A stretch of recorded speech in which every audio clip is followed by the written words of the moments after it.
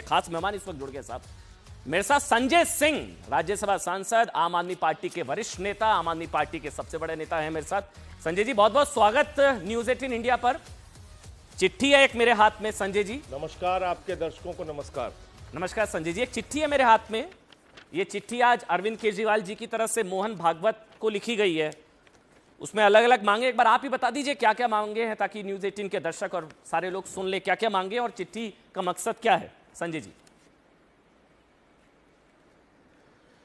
देखिए, ये चिट्ठी जो लिखी गई है वो आरएसएस के जो दावे हैं, राष्ट्रीय स्वयंसेवक संघ जो अपने बारे में खुद कहता है कि वो एक राष्ट्रवादी संस्था है, राष्ट्रभक्त संस्था है, देशभक्त संस्था है, तो ये चिट्ठी उन बातों को लेकर लिखी गई है कि क्या वास्तव में राष्ट्रभक्ति का काम प्रधानमंत्री नरेंद्र मोदी जी के नेतृत्व में भारतीय जनता पार्टी की सरकार कर रही है?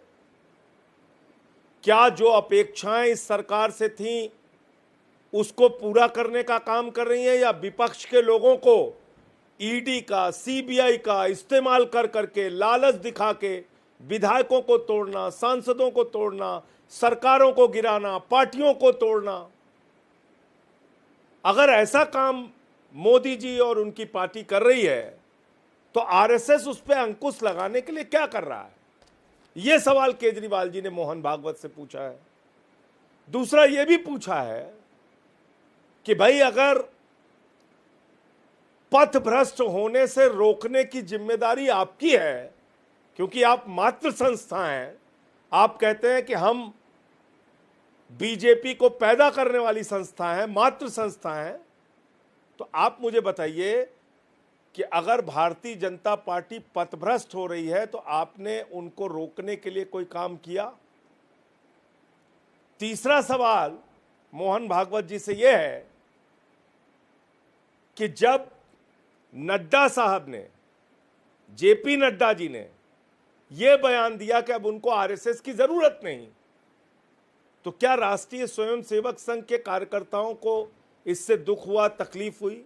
मोहन भागवत जी को इससे दुख हुआ, तकलीफ हुई? क्या वास्तव में इसको लेके उन्होंने कोई बातचीत हुई? क्या वास्तव में बेटा अब इतना बड़ा हो गया है कि मां को आंखें दिखाने लगा? इसके आगे एक सवाल और पूछा केजरीवाल जी ने कि भाई एक नियम बनाया बीजेपी आरएसएस ने कि 75 साल की अवस्था के बाद भारतीय जनता पार्टी के अंदर कोई व्यक्ति विधायक, सांसद, मंत्री, मुख्यमंत्री, प्रधानमंत्री नहीं बनेगा, किसी पद पे नहीं रहेगा। अडवाणी जी रिटायर किए गए, मुरली मनोहर जोशी जी रिटायर किए गए, सुमित्रा महाजन जी रिटायर की गई, शांता कुमार जी रिटायर किए गए, कलराज मिश्रा जी रिटायर किए गए। संजय जी, आडवाणी जी तो चुनाव लड़े थे 86 की उम्र में जी, 2014 में, अगर मैं गलत नहीं हूं। नहीं, जब उनका तो 14 में तो मजबूरी थी। 14 में क्या कर लेते? 86 की उम्र में लड़े। 14 में क्या कर लेते? 14 में तो चुनाव लड़ने से रोक नहीं सकते थे। अच्छा, ठीक। उस समय तो मजबूरी थी। ठीक है, आप अपनी बात पूरी तो इसलिए तब तो इनका नाम ही प्रधानमंत्री के लिए आया मोदी जी का, उसमें ही कितनी मशक्कत करनी पड़ी, कितनी अंतर विरोधों से उनको गुजरना पड़ा, वो कहानी अलग है, वो अलग से बात करेंगे उसके बारे में। ठीक।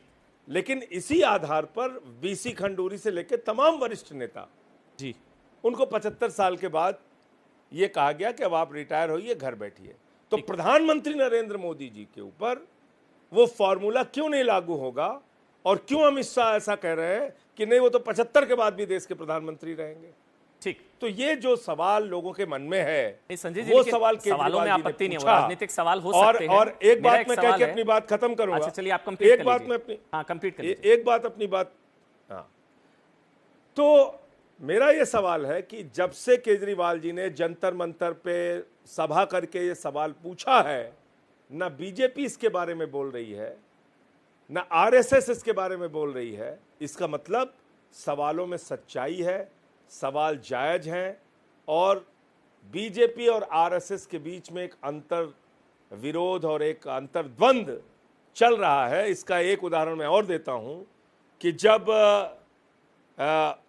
परिणाम आया था जब परिणाम आया था कर्नाटका के चुनाव का, तो आरएसएस की पत्रिका ऑर्गेनाइजर ने लिखा कि अब मोदी का करिश्मा नहीं है।